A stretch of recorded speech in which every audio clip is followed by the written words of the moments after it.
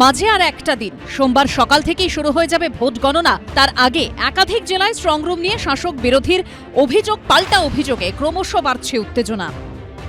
আসো আসো, এই গেটে আসো, 4 নম্বর গেটে আসো। খোলো খোলো খোলো খোলো গেট খোলো।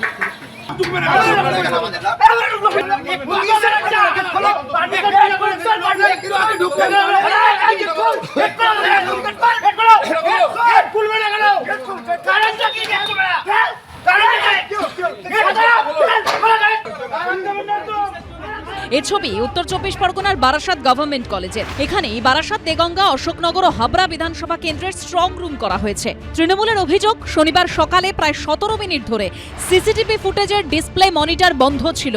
এই অবস্থায় উপস্থিত তৃণমূল কর্মীরা গেট ঠেলে ভিতরে ঢুকতে চাইলে পরিস্থিতি উত্তপ্ত হয়ে ওঠে। এই গেট খুলছে না কেন? কেন গেট খুলবে না কেন? খুলুন খুলুন, গেট খুলুন, গেট খুলুন, গেট খুলুন।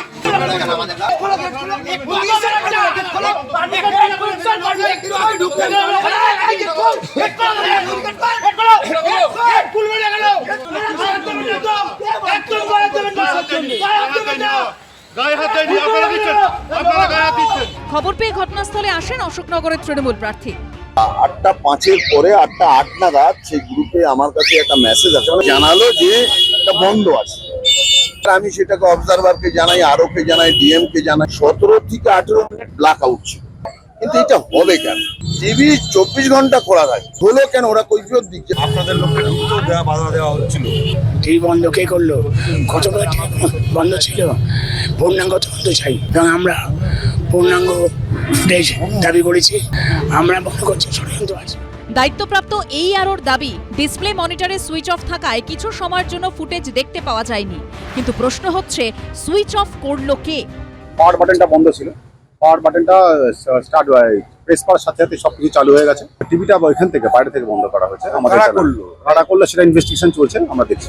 ডিসপ্লে মনিটরে যে 17 মিনিটের ফুটেজ দেখা যায়নি, পরে তা বিভিন্ন দলের প্রতিনিধিদের দেখানো হয়। কমিশন সূত্রে খবর, কিছু সময়ের জন্য সিসি ফুটেজের ডিসপ্লে মনিটরের প্লাগ কেউ খুলে নেয় বলে খবর আসে। তবে যে আশঙ্কা করা হচ্ছে তার কোনো ভিত্তি নেই।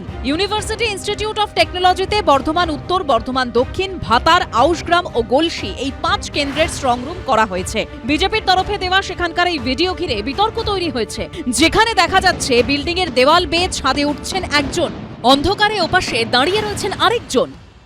ভেতরে ঠকঠক করে আওয়াজ হচ্ছে। এবার কি ভাঙছে না ভাঙছে আমরা কি করে জানবো? আমাদের ভেতরে ঢুকতে দিচ্ছে না। বিকট শব্দ আসছে।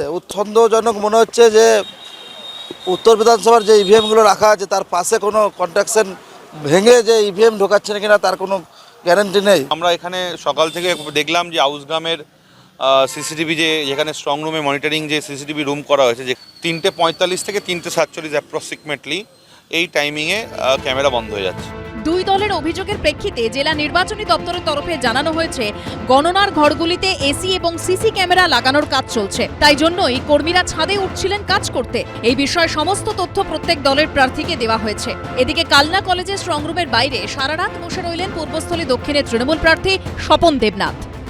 অন্যদিকে সল্টলেকের বিধাননগর কলেজে দেখা গেল কড়া নিরাপত্তা। এখানেই রাজারহাট, নিউটাউন, বিধাননগর ও রাজারহাট গোপালপুর বিধানসভা কেন্দ্রে স্ট্রং রুম করা হয়েছে। সমীরণ পাল, কমল কৃষ্ণ দে ও রানা দাসের রিপোর্ট, এবিপি আনন্দ। এবিপি আনন্দ, এগিয়ে থাকে, এগিয়ে রাখে।